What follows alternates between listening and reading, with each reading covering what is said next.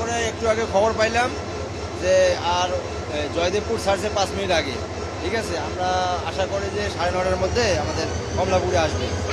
কিন্তু এখান থেকে মাইকে অ্যানাউন্স করলো যে যারা এক্সট্রা বগির যাত্রী আছে তারা যেন টিকিট ফেরত দিয়ে টাকা ফেরত নেয়।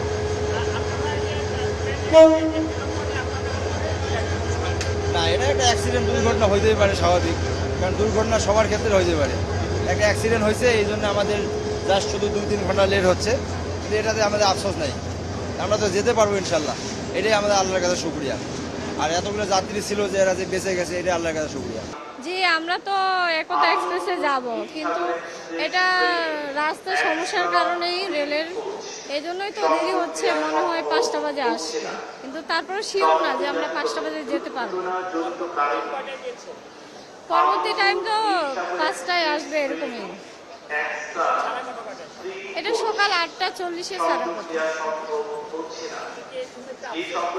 অবশ্যই, কারণ ঈদে তো আমরা আনন্দ করে বাসা যাব, সবাই অপেক্ষা করে যে অনেকদিন পর দেশে যাওয়া হচ্ছে, আবার তাড়াতাড়ি আসবো যাবো, এটাই তো। সঠিকভাবে যেতে পারলে খুশি হতাম।